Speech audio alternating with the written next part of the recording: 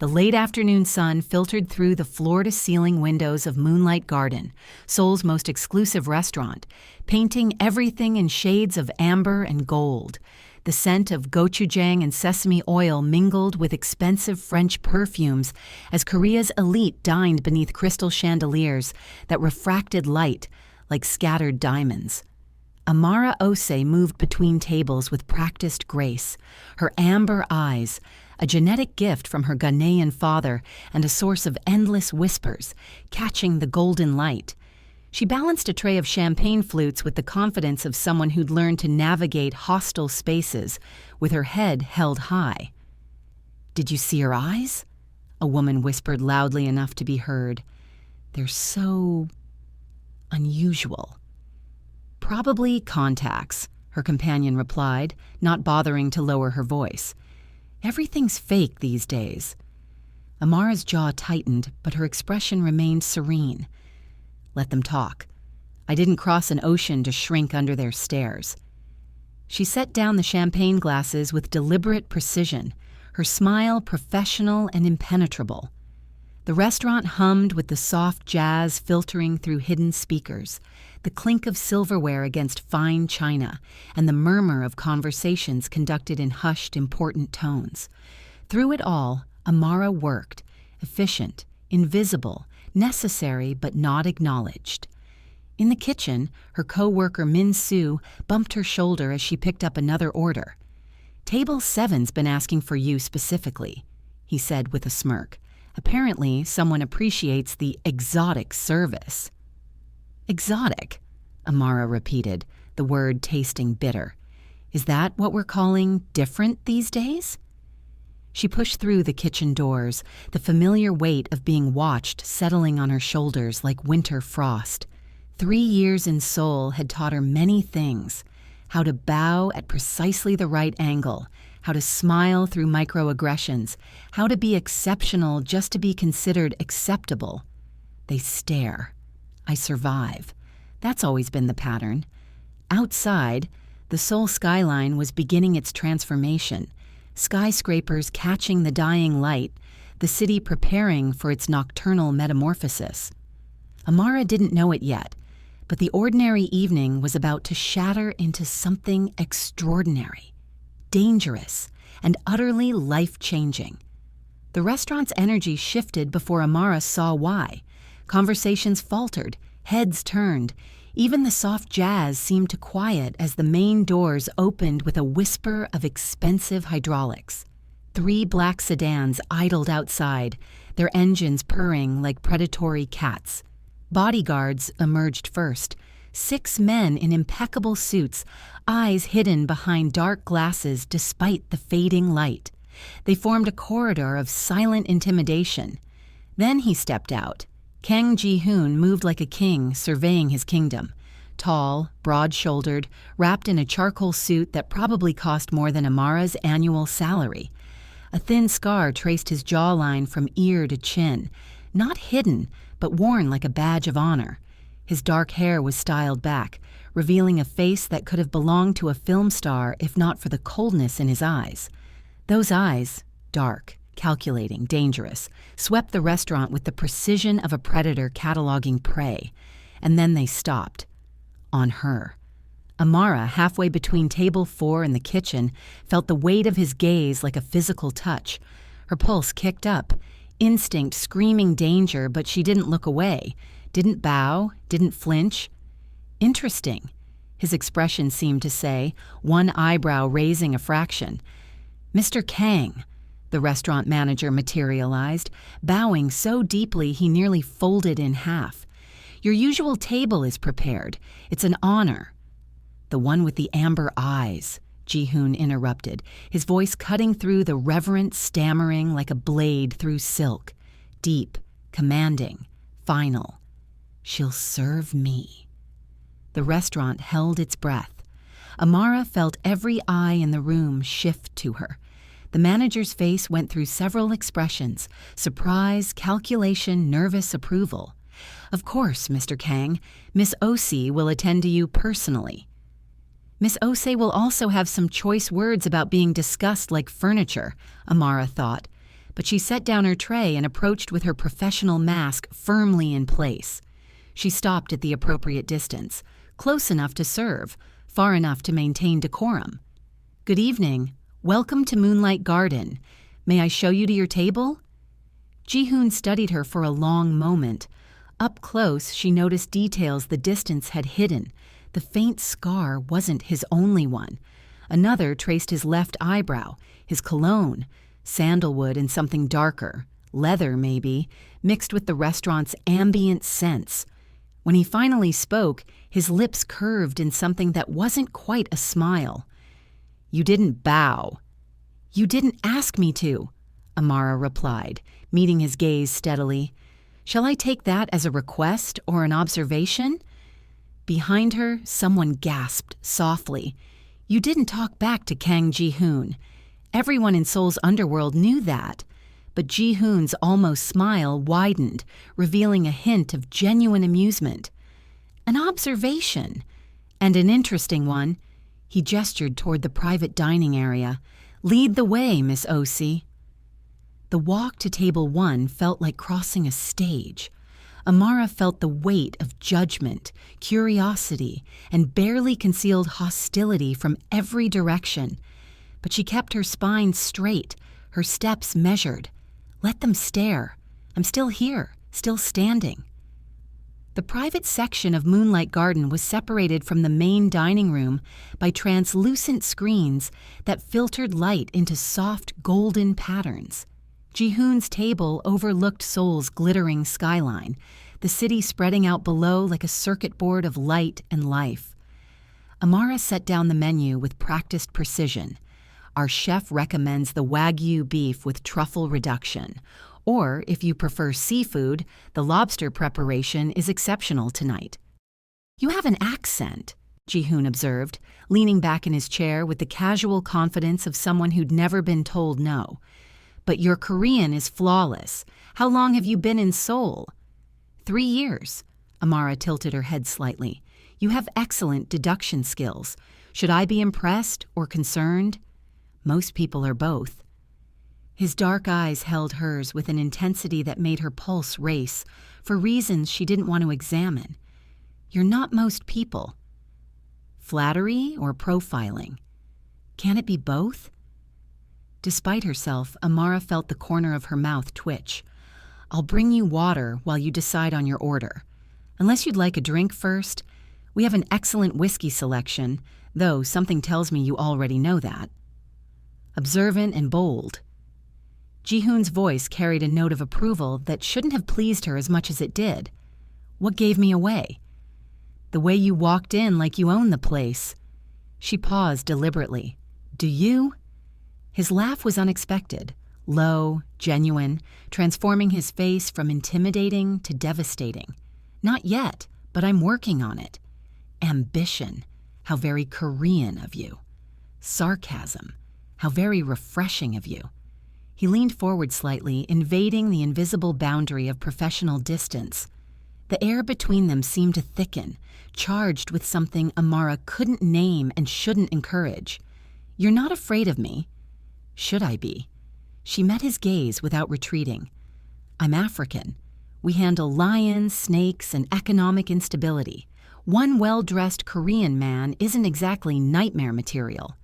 This time his smile reached his eyes. "One well-dressed Korean man who could make your life very difficult." "Or very interesting," Amara countered. "I haven't decided which you are yet." The moment stretched between them, the restaurant's ambient noise fading into background static. His eyes held hers, searching, calculating, intrigued. She felt her breath catch despite her best efforts at composure. "This is dangerous," her mind whispered. "This man is a red flag wrapped in expensive fabric." "And you're staring anyway," another part of her answered. "The Wagyu," Ji-hoon said finally, breaking the spell. "And keep the sarcasm coming. I find I'm developing a taste for it." "How convenient. It's the one thing on the menu that's free." Amara turned to leave, then paused. "Though something tells me you're not used to free anything, Mr. Kang." "Ji-hoon," he corrected. "And you're right. Everything has a price. I'm just trying to figure out what yours is."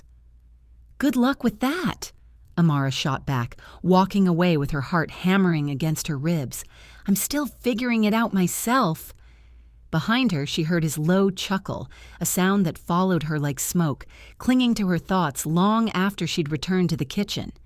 Dangerous, she thought again. Definitely dangerous. And you're an idiot for finding that attractive. The shift ended at 10. Amara emerged from the staff entrance into the cool soul night, exhaustion settling into her bones. The alley behind Moonlight Garden was poorly lit, shadows pooling between dumpsters and delivery trucks. The distant hum of traffic mixed with the bass beat from a nearby club.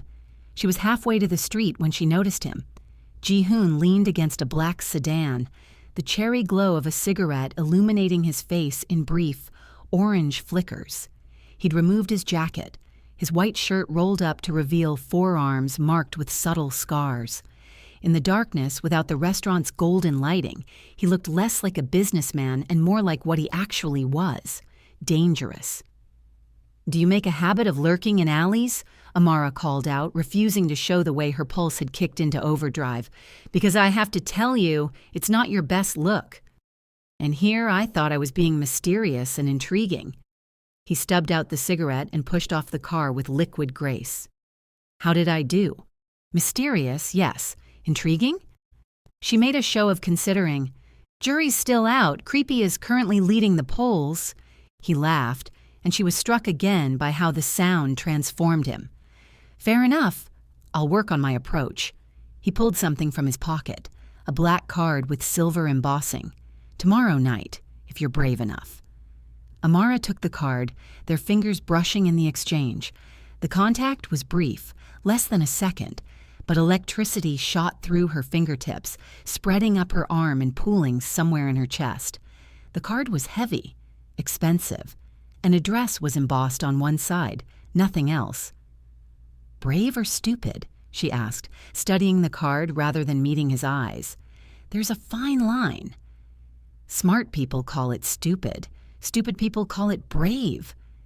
Ji-hoon stepped closer, close enough that she could smell his cologne mixing with cigarette smoke and the cool night air.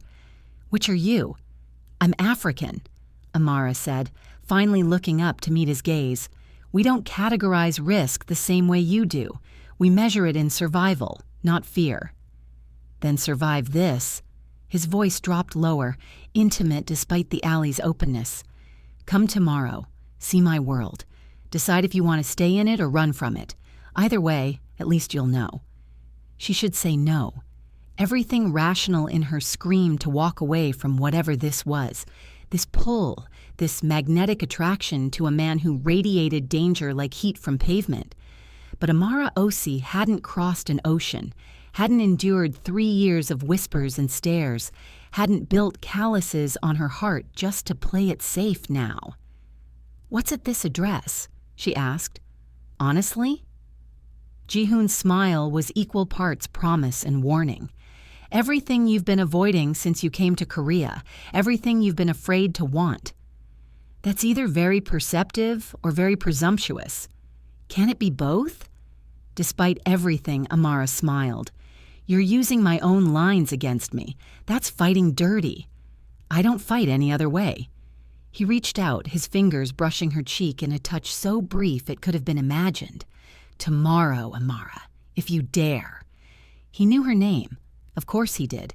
Men like Kang Ji-hoon knew everything they wanted to know. She watched him slide into the sedan, watched it pull away into Seoul's neon-lit night. The card felt heavy in her hand, heavier than paper, and embossing should feel. Like a choice made physical. Like a door opening onto something irrevocable. "This is stupid," Amara thought, tucking the card into her pocket. "This is dangerous and reckless and absolutely stupid." "But you're going anyway," her heart whispered back. "I'm going anyway," she said aloud to the empty alley, to the distant stars, to the version of herself who'd play it safe. "God help me, I'm going anyway." The address led to a building in Gangnam that whispered wealth so loudly it didn't need to shout. The lobby was all marble and gold, with a doorman who studied Amara with barely concealed surprise before checking his list and waving her toward a private elevator. The ride up was silent except for her heartbeat thundering in her ears. Last chance to run, she told herself. Last chance to be smart. The elevator opened directly into the penthouse. Amara stepped out into a cathedral of modern luxury. Floor-to-ceiling windows showcased Seoul glittering below, a sprawling tapestry of light that stretched to the horizon. The space was open concept, living area flowing into a kitchen of steel and black granite, art pieces that probably cost more than houses, furniture that looked uncomfortable and expensive in equal measure. But what struck her most was the emptiness. Not physical. Every corner was decorated with precision, but emotional. The space felt unlived in, like a stage set rather than a home. You came. Ji-hoon emerged from what must have been a bedroom, barefoot, wearing dark slacks and a white shirt unbuttoned at the collar. Without the armor of a full suit, he looked more human, more touchable, more dangerous for entirely different reasons.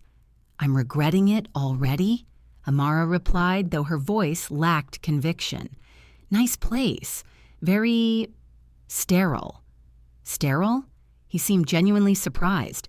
"Expensive, yes. Beautiful, absolutely. But it feels like a showroom, not a home." She walked to the windows, Seoul spreading out below like scattered stars. "When was the last time you actually lived here versus just existed here?" The silence stretched long enough that she turned to look at him. His expression was unreadable, but something flickered in his eyes. Surprise, recognition, pain. "You see too much," he said finally. "You show more than you think." Amara crossed to where he stood, close enough to catch his scent, sandalwood and something warm, human. "This place is gorgeous, Ji-hoon, but it's lonely. You're lonely." Presumptuous. But the word lacked bite. "Perceptive," she corrected, echoing their first conversation. "There's a difference." He moved to the bar, poured 2 glasses of whiskey without asking if she wanted one. The ice clinked like distant bells. "Most people see power, money, fear. You see isolation." "Maybe I recognize it." Amara accepted the glass he offered, their fingers brushing again with that same electric charge. 3 years in a country where you're perpetually different? Where you're always other? "Yeah, Ji-hoon. I know what lonely looks like." "Is that why you came?" He studied her over the rim of his glass. "Shared misery?" "I came because you dared me, and I don't back down from dares." She took a sip, expensive whiskey, smooth as silk, burning warm down her throat. "I stayed because you're more interesting than I expected." "Interesting how?" "You're dangerous," Amara said bluntly. "Everything about you screams run. The scars, the power, the way people fear you. But underneath that?" She set down her glass and stepped closer, close enough to see the flecks of gold in his dark eyes. "You're just a man who's convinced himself he prefers solitude to risk vulnerability. And you figured this out in 24 hours." His voice was low, rough, but he didn't step back. "I'm African, Ji-hoon. We're excellent at reading between lines. It's a survival skill." She smiled, soft and knowing. "So here's my assessment. You brought me here hoping I'd be impressed by the wealth. Instead, I see a man who bought a castle and locked himself inside." For a long moment, he simply stared at her. Then, unexpectedly, he laughed. That genuine sound that transformed his face. "You're absolutely infuriating." "Thank you. I work very hard at it." "And you're right." He turned toward the windows, Seoul glittering beyond. "About all of it. This place? It's a monument to everything I've built and how empty it actually is." Amara moved to stand beside him. Their reflections ghosted in the glass, 2 silhouettes against impossible light. "So why bring me here?" she asked quietly. "What are you really looking for?" "Honestly?" Ji-hoon turned to face her, and his expression was raw in a way his face had never been before. Someone who doesn't bow, someone who looks at me and sees a man, not a monster or a paycheck, someone real. Then you picked a strange way to find it, Amara said, but her voice was gentle. Mysterious cards, penthouse reveals, this whole thing reeks of control. Control is all I know. Then maybe it's time to learn something new. She reached out, her hand finding his. His skin was warm, calloused in unexpected places, evidence of a past that hadn't always been luxury. I'll make you a deal, Ji-hoon. You show me your real world, I'll show you mine. No performances, no masks, just real. His fingers tightened around hers. My real world is dangerous, Amara. It's not restaurants and penthouses.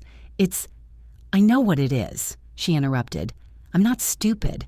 The bodyguards, the fear, the scars. You're not just wealthy, Ji-hoon. You're powerful in ways that don't show up on tax returns. And that doesn't scare you? It terrifies me, she admitted. But I didn't come to Seoul to play it safe. And I didn't come here tonight because I wanted comfortable. She stepped even closer, tilting her face up to his. So show me. Show me the real Kong Ji-hoon, not the monster, not the king, just you. The city hummed below them. The space between their bodies felt charged, heavy with possibility and danger in equal measure. When Ji-hoon finally spoke, his voice was rough with something that might have been hope. You might regret this. Probably, Amara agreed, but at least I'll regret something interesting. His smile was slow, devastating, real. You're going to ruin me, aren't you? That's the plan. And when he kissed her, slow, questioning, giving her every chance to pull back, Amara knew she'd just stepped off a cliff. But for the first time in 3 years, she was falling towards something instead of away from everything. The city glittered on. Their reflections merged in the glass. And in that penthouse above Seoul, 2 lonely people found something neither had been looking for but both desperately needed. Someone who saw them completely and stayed anyway. Everything shattered on a Thursday. Amara was closing at the restaurant when Ji-hoon's car pulled up. Not the usual sleek arrival, but urgent, tires squealing. He emerged with 3 of his men, his face granite hard in a way she'd never seen before. Get in the car. No preamble, no explanation. Excuse me? Amara planted her feet. You can't just... Now, Amara. His hand closed around her wrist, not painful but unyielding. Someone's targeting you. We need to move. The world tilted. Targeting me? Why would... Because you're with me. His eyes were dark, furious, afraid. I'll explain in the car, please. The please decided her. She'd never heard that word from him before. The drive to wherever they were going was silent except for Ji-hoon's clipped phone conversations in Korean, too rapid for her to follow completely. But she caught enough. Warehouse. Photographs. The woman. Eliminate. They ended up at a building in a part of Seoul Amara had never seen. Industrial, isolated, dangerous. Inside was a loft space that managed to be both luxurious and fortified, like a panic room designed by an architect. You're going to stay here, Ji-hoon said once his men had swept the space and left, until I handle this. Handle what? Amara demanded. Ji-hoon, what the hell is happening? He poured them both whiskey, straight, no ice. His hands were steady, but she saw the tension in his shoulders, the muscle jumping in his jaw. I have enemies, he began, rival organizations, business competitors, people who'd love to see me fall. Usually they target my businesses, my operations. But this time... He handed her a glass and met her eyes. This time they found you. The whiskey turned to acid in her throat. Found me how? Photographs. Of us. At the restaurant. At my penthouse. Around the city. His voice was flat, deadly calm in a way that was more terrifying than shouting. They know you're important to me, which makes you a target. I didn't ask to be important to you. Amara shot back, fear transmuting into anger. Safer, more familiar. I didn't sign up for this. I know. And there it was, the raw guilt in his voice. I know, and I'm sorry. This is my fault. My world bleeding into yours. But Amara? He crossed to her, his hands gentle on her shoulders despite the steel in his voice. I will burn down everything and everyone to keep you safe. Do you understand? Everything. She should be terrified. She should demand he take her to the police, to the embassy, anywhere but deeper into his dangerous world. But looking into his eyes, seeing the fear and fury, and something deeper, something that looked dangerously like love, she found different words emerging. How long do I need to stay here? Few days, maybe a week. His thumb traced her collarbone, a gesture of comfort or possession or both. I have people handling it. By week's end, the threat will be eliminated. Eliminated, Amara repeated. That's a very polite word for violence. I've never lied about what I am. No, she agreed. You haven't. That's something at least. The safe house had everything. Fully stocked kitchen, entertainment system, comfortable furniture. What it lacked was freedom. For 3 days, Amara existed in luxury that felt like a gilded cage. Ji-hoon visited daily, bringing news and food and tension that crackled between them like static electricity. On the 4th day, she'd had enough. "Teach me to cook Korean food," she announced when he arrived with takeout. He blinked. "What?" "You heard me. Your kitchen is gorgeous and unused. I'm going stir-crazy. Teach me something useful." When he hesitated, she added, "Or are you one of those men who can kill a rival but can't mince garlic?" That startled a laugh out of him. "You're calling me out?" "I'm African, Ji-hoon. We express love through food, and I'm betting underneath all that criminal overlord exterior, you're still Korean enough to know your way around kimchi."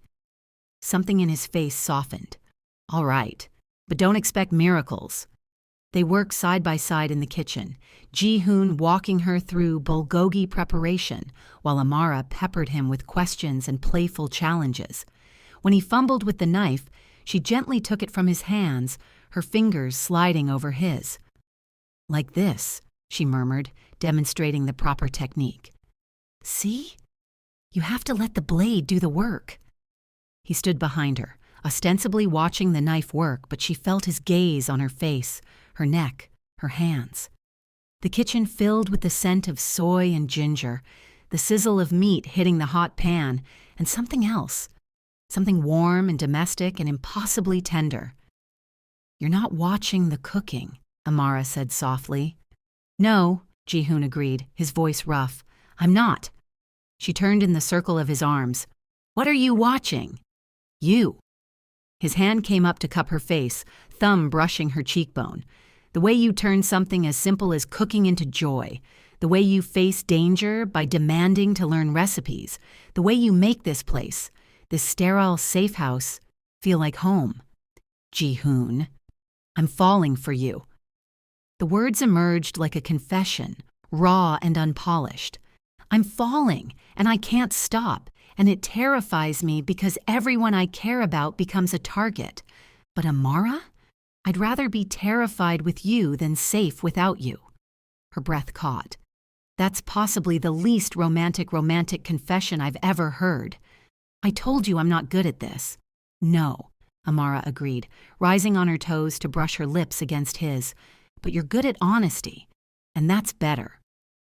The kiss deepened, tentative becoming desperate, gentle becoming urgent. The kitchen forgotten, soul forgotten, danger forgotten. Just them, just this moment, just the terrifying free fall of connection. When they finally surfaced, foreheads pressed together, breathing ragged, Ji-hoon whispered, "Stay with me, after this is over. Not in hiding, but in my life. Really, in it. Your life is complicated. You're not wrong. Your world is dangerous. Also true. And you're emotionally constipated with control issues." He laughed against her mouth. "Brutally accurate." Then I guess it's good I'm brave, Amara whispered back. Because yes, I'll stay. The bulgogi burned. They didn't care. Outside, somewhere in Seoul's neon night, danger waited. But in that kitchen, wrapped in each other, they'd found something worth fighting for, something neither had expected but both desperately needed, each other. The threat was eliminated. Ji-hoon's people had been efficient, brutal, final. Amara could return to her normal life, except nothing was normal anymore. She and Ji-hoon existed in a bubble of stolen moments, late-night dinners, early morning conversations, the slow building of something that felt dangerously close to love. Then Yoon Min-seo arrived. She walked into Moonlight Garden on a Tuesday evening like she owned it, which Amara learned later wasn't far from the truth.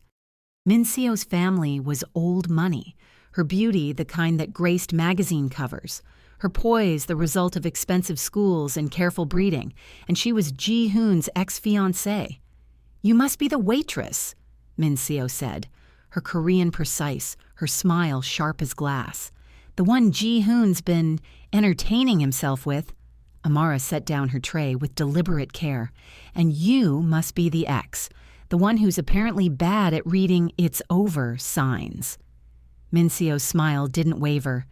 "Cute. He always did enjoy novelty, but that's all you are, sweetheart.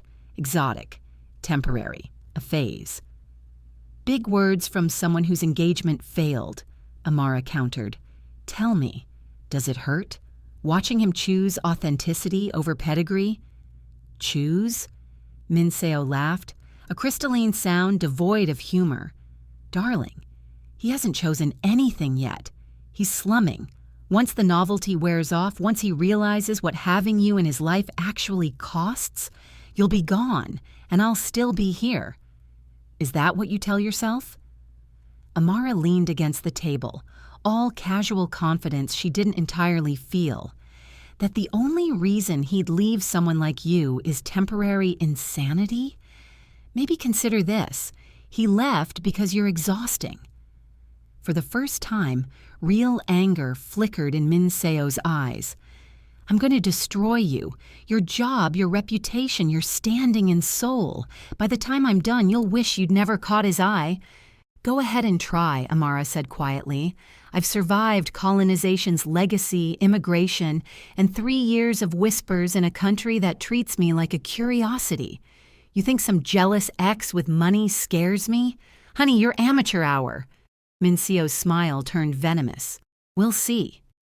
She wasn't bluffing. Within days, rumors started. Amara was a gold digger. She'd targeted Ji-hoon deliberately. She was using him for money, for status, for a visa extension. The whispers at the restaurant became louder, bold. Customers requested different servers. Her co-workers grew distant. Then the media got involved. Mystery woman in Mafia boss's life. Gold digger or genuine. African waitress targets. Seoul's most dangerous bachelor. Kang Ji-hoon's latest conquest, love or leverage. Photographs accompanied the articles. Amara leaving his building, getting into his car, laughing at something he'd said. Innocuous moments weaponized into evidence of calculation. Ji-hoon was furious. "I'll sue them. Every publication, every journalist, "You'll do nothing," Amara interrupted.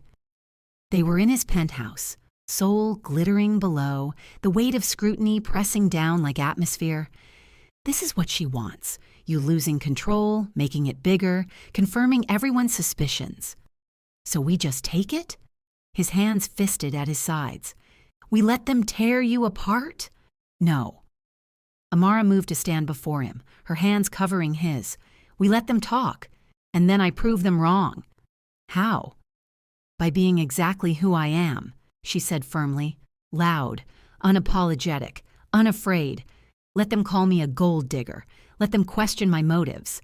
I know the truth. You know the truth. That's what matters." "Amara." "I didn't come to Seoul to be quiet, Ji-hoon. I came to survive, to thrive, to build something. And I'll be damned if some jealous ex with a vendetta makes me small." She rose on her toes. kissing him with fierce determination. "So let her come. Let them all come. I'm African. We don't do backing down." But Min Seo wasn't finished. Her next move was more insidious. She went after Amara's job. The restaurant manager called Amara into his office with an expression that mixed regret and fear. "I'm sorry," he said, not meeting her eyes, "but we have to let you go. The negative attention, the paparazzi, the customers complaining, it's too much." "Min Seo got to you," Amara said flatly. "Her family is an investor." He at least had the grace to look ashamed. "I don't have a choice." "There's always a choice," Amara replied, standing. "You're just choosing fear over fairness. But that's okay. I wouldn't want to work for cowards anyway." She walked out with her head high, even as her heart cracked. 3 years of work, gone. Her income, her independence, her proof that she belonged in Seoul. All erased because she dared to be visible, to be loved, to exist outside the narrow margins society drew for her. Ji-hoon found her on the rooftop of his building that evening, Seoul spreading below like a sea of indifferent light. He didn't speak, just pulled her into his arms and held on while she finally let herself break. "I won't let her destroy you," he murmured into her hair. "She already has," Amara whispered. "My job, my reputation, everything I built here." "Then we build something better." He pulled back, his hands framing her face. "Work for me. Not as a cover, not as charity. Real work. My organization needs—" "Ji-hoon, no." Amara shook her head. "I won't give them that satisfaction. Gold Digger goes on his payroll? It's exactly what they expect." "Then what?" His voice cracked with helplessness. "How do I fix this?" "You don't," Amara said, her voice strengthening. "I do, by not shrinking, by not running, by standing beside you and daring them to keep coming." Below them, Seoul hummed on, indifferent to their pain, to their struggle, to the quiet act of courage that was simply choosing to stay. "I love you," Ji-hoon said suddenly. "I'm terrible at this, at expressing feelings, at being vulnerable. But I love you, Amara, and I will fight anyone who tries to hurt you." "I know," she whispered, reaching up to trace the scar along his jaw. "And I love you too, even though you're emotionally constipated with control issues." He laughed despite everything. "You really know how to ruin a moment." "It's my special gift." She pulled him down into a kiss, soft, certain, defiant. "Now come on. Show me that dangerous world you promised. If I'm going to be targeted anyway, I might as well see what I'm fighting for." His smile was slow, dangerous, full of promise. "Are you sure?" "I'm African, Ji-hoon." Amara's eyes blazed with determination. "We don't do fear. We do fight. So let's show them what that looks like." Ji-hoon's real world existed below Seoul's glittering surface. The casino was accessed through a nightclub, then down 3 levels of increasingly fortified corridors. By the time they reached the main floor, Amara understood. This wasn't just gambling. This was an empire. Crystal chandeliers hung over card tables where millions changed hands. Beautiful servers navigated between patrons who radiated wealth and danger in equal measure. Security was everywhere, subtle, professional, armed. "This is what you didn't want me to see," Amara murmured as Ji-hoon led her through the controlled chaos. "This is what I built," he corrected. "The restaurants, the clubs, the legitimate businesses, they're real. But this?" He gestured at the empire around them. "This funds everything. This is my power." "It's impressive," Amara admitted. "Terrifying, but impressive." They'd barely settled into Ji-hoon's private office when the door burst open. Min Seo stood there, flanked by 2 men Amara didn't recognize. Her beautiful face was twisted with rage, her poise finally cracking. "You brought her here?" Min Seo's voice rose hysterically. "Into your real world? A waitress? A nobody? Get out, Min Seo." Ji-hoon's voice was ice. "Before I have you removed." You've lost your mind." She advanced into the office, heedless of the danger in his expression. "She's using you, can't you see that? She's after your money, your power." "No," Amara interrupted, stepping forward. "I'm after his humanity, that thing you wouldn't recognize if it slapped you with a designer handbag." Minceo's laugh was bitter. "Humanity? He's a criminal. He runs an illegal empire. And you think loving him makes you special?" "I think loving him makes me brave," Amara countered. "You want to destroy me because I see what you couldn't, that underneath all this power, he's just a man who wants to be seen, really seen, not for his money or fear or status, but for who he actually is. Romantic drivel. Is why he chose me over you," Amara finished. "You wanted a king. I wanted a person. And that, Mincio, that's why you lost." The slap came fast, Minceo's hand cracking across Amara's face with enough force to snap her head sideways. The office froze. Amara turned back slowly, her cheek blazing, her eyes blazing brighter. "Is that all you've got?" Then she returned the favor, her own hand striking Mincio with 3 years of pent-up rage at every microaggression, every whisper, every moment of being treated as less than. "That's for the job," Amara said, "and the articles, and thinking you could break me." Ji-hoon moved then, stepping between them, his voice deadly quiet. "Leave, now, before I forget you were once someone I cared about." "You'll regret this," Mincio spat, blood trickling from her split lip. "Both of you. I'll destroy you." "You've tried," Amara interrupted. "You failed. Now it's our turn." Mincio fled, her entourage scrambling after her. In the silence that followed, Ji-hoon turned to Amara, his expression hovering between fury and admiration. "That was incredibly stupid." "But satisfying," Amara countered, rubbing her stinging palm. "God, that was satisfying." He pulled her into his arms, checking her face where Mincio had struck. "Does it hurt?" "Like hell," Amara admitted. "Worth it, though. You're insane. You love me anyway." "God help me, I do." He kissed her forehead, then her bruised cheek, then her mouth, gentle despite the violence still crackling in the air. "But this isn't over. She'll come back harder." "Let her," Amara said fiercely. "I'm done being afraid. I'm done being small. She wants a fight? I'm African. We've survived worse than jealous exes with trust funds." Mincio's final move was nuclear. She called a press conference, exposing the truth. How a gold digger infiltrated Seoul's elite. The conference room was packed. Journalists, cameras, curious onlookers. Mincio stood at the podium, perfectly styled, her expression one of concerned civic duty.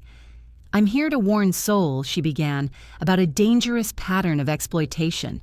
Foreign women targeting successful Korean men, using romance as a weapon to access wealth and status." Amara watched from the back, Ji-hoon's hand tight in hers. "She's going to drag you through every stereotype," he murmured. "Are you sure about this?" "I've never been more sure of anything," Amara replied, squeezing his hand. "Trust me." When Mincio finished her speech, full of evidence and concern and thinly veiled racism, the moderator opened for questions. Amara stood. "I have a statement." The room swiveled. Cameras focused. Mincio's face went white. Amara walked to the front with her head high, every eye following her progress. She didn't need notes, didn't need preparation. She just needed truth. "My name is Amara Osei," she began, her voice clear and steady. "I'm 27. I'm Ghanaian. I've been in Seoul for 3 years, working as a waitress because that's what my visa allowed. And yes, I'm in a relationship with Kang Ji-hoon." Murmurs rippled through the crowd. "Ms. Yoon calls me a gold digger. She says I targeted Ji-hoon deliberately, that I'm using him for money and status. She's painted me as exotic, temporary, calculating." Amara's eyes found Mincio's. "She's wrong on every count except one. I am exotic. By her definition, I'm different. My skin is darker. My eyes are unusual. My accent marks me as other. In a country that values homogeneity, I stand out. She turned to address the cameras directly. But here's what Ms. Yoon and everyone who thinks like her don't understand. I didn't come to Korea to be invisible. I came to build a life. I worked hard, paid my taxes, respected your culture while maintaining my own. And when a man saw me, really saw me, beyond my appearance, beyond stereotypes, I didn't play small to make others comfortable. I loved him back. The evidence, Min Seo tried to interrupt. The evidence is photographs of two people spending time together, Amara shot back. The evidence is jealousy dressed up as concern.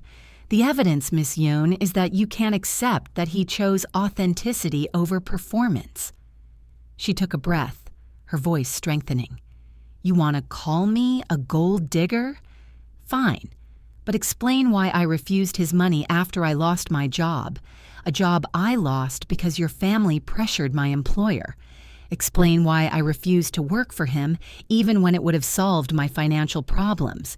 Explain why I stood beside him despite knowing it would make me a target, that it would cost me my privacy, my peace, my ability to blend in. The room was silent except for the click of camera shutters. I'm not a gold digger, Amara said firmly. I'm not a scheming foreigner. I'm not any of the things you've tried to make me. I'm just a woman who fell in love with a complicated man, who chose to face scrutiny rather than hide, who refused to let society's narrow definitions determine my worth. She turned to Ji-hoon, who stood at the back of the room, his expression raw with pride and love. And you know what? If loving him makes me a target, if refusing to shrink makes me controversial, if existing loudly in spaces that weren't built for me makes me dangerous, then I'll wear those labels like armor, because I'm African. We don't survive by being quiet. We survive by being undeniable. The room erupted. Questions shouted, cameras flashing. But Amara just walked through the chaos to Ji-hoon, who pulled her into his arms without caring about the 100 cameras documenting it. That was the most terrifying thing I've ever seen, he murmured into her hair. Good, Amara replied. I'd hate to be boring. Amara, I know what you're going to say. She pulled back to meet his eyes. That I didn't have to do that you could have handled it, that I shouldn't have exposed myself like that. Actually, Ji-hoon said, his smile slow and devastating, I was going to say that was the most magnificent thing I've ever witnessed, and that I'm even more terrified now because I understand you don't need my protection. You're a force all on your own. Damn right I am. She rose on her toes to kiss him, and the cameras went wild, and Seoul collectively lost its mind, and neither of them cared even a little bit. The media response was complicated. Some outlets praised Amara's courage, others doubled down on criticism. Seoul's foreign community rallied around her. Korean progressives celebrated her speech. Conservatives condemned her rudeness. But the narrative had shifted. She was no longer just the waitress. She was Amara Osei, bold, uncompromising, refusing to be defined by others' limitations. Job offers came in. A cultural center wanted her to speak. A university invited her to lecture on navigating foreign spaces. And Ji-hoon, who'd watched her handle scrutiny with more grace than he'd ever possessed, fell even deeper in love. Min Seo disappeared from Seoul society, her family quietly distancing themselves from her failed vendetta, her reputation damaged by her own obvious jealousy. She tried to bury you, Ji-hoon said one evening as they cooked together in his penthouse. Now their penthouse, with Amara's touches making it finally feel like home. Instead, she made you famous. Infamous, Amara corrected, stirring the stew she'd adapted from her grandmother's recipe. There's a difference. Famous, infamous. Either way, Seoul knows your name now. And half of them hate me for it, she pointed out. But you're still here. He came up behind her, arms wrapping around her waist, chin resting on her shoulder. Still fighting, still loudly, brilliantly, terrifyingly yourself. Where else would I be? Amara turned in his arms. This is my home now. Soul, you, this strange life we're building, I'm not running. Even though it's hard, especially because it's hard. She reached up to trace the scar along his jaw. I didn't cross an ocean to choose easy, Ji-hoon. I crossed it to choose mine. And you? This chaotic, dangerous, beautiful thing we have? This is mine. He kissed her then. Soft, deep, full of promise and gratitude and love so profound it remade them both. Outside, Soul glittered on, indifferent to their happiness. But in that kitchen, wrapped in each other, they'd found what everyone searches for, someone who sees you completely and stays anyway. Marry me, Ji-hoon said suddenly, the words emerging like he'd been holding them back for weeks. Amara blinked. What? Marry me, he repeated, more confident now. Not because of the scandal or the media or to prove anything to anyone. Marry me because I love you, because you make this penthouse feel like home, because you're the most terrifying, magnificent person I've ever known, because I want to spend the rest of my life cooking badly beside you and watching you conquer whatever challenges come next.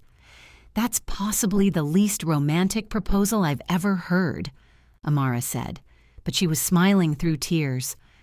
I told you I'm bad at this. You're terrible at it, she agreed, but you're honest, and I love that about you. She pulled his face down to hers.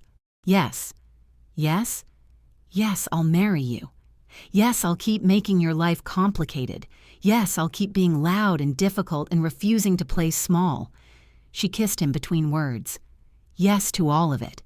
Because you're mine, Ji-hoon, and I don't let go of what's mine. The stew burned. Again. They didn't care. They had the rest of their lives to perfect the recipe. And really, Amara thought as Ji-hoon lifted her onto the counter, Soul glittering below them like scattered promises, the imperfect moments were always the best ones anyway. The wedding was small, intentionally so, just close friends, trusted allies, and a fusion of cultures that would have seemed impossible a year before. Amara wore Ghanaian kente cloth woven into a modern silhouette. Ji-hoon wore a traditional Korean hanbok modified with African patterns. The ceremony mixed customs from both worlds, creating something entirely new. You look beautiful, Ji-hoon murmured as they stood together, Seoul's skyline providing a backdrop through the venue's windows. You look nervous, Amara teased. Having second thoughts? About marrying the woman who publicly eviscerated my ex-fiancé and made half of Seoul both fear and respect her. He smiled. That rare, devastating smile. Never. The reception was chaos and joy in equal measure. Dancing that mixed traditional Korean movements with African rhythms, food that blended cuisines until taste buds didn't know whether to expect kimchi or jollof, speeches in 3 languages that celebrated love's ability to transcend every boundary society erected. And, when they finally escaped to their now shared penthouse, Seoul glittering below like always, they collapsed onto the couch in exhausted happiness. We did it, Amara said, still wearing her wedding fusion, her amber eyes bright with joy. We survived, Ji-hoon corrected. Your family, my associates, the media, all those people who said it wouldn't work. All those people who said you were just a phase. Amara turned to face him, her expression softening. Do you ever think about that first night? When you waited for me in the alley with your mysterious card? I think about it constantly, he admitted. How you could have walked away, should have walked away. How differently everything could have gone if you'd been sensible. But I wasn't sensible. No, Ji-hoon agreed, pulling her closer. You were brave. Recklessly, terrifyingly brave. I'm African, Amara said, using the line that had become her signature. We don't do fear. You do love, though. His voice was rough with emotion. Fierce, uncompromising, transformative love. You loved me when I was still trying to hide behind walls. You loved me through scandal and danger and every reason to run. Because you were worth it, she said simply. You are worth it.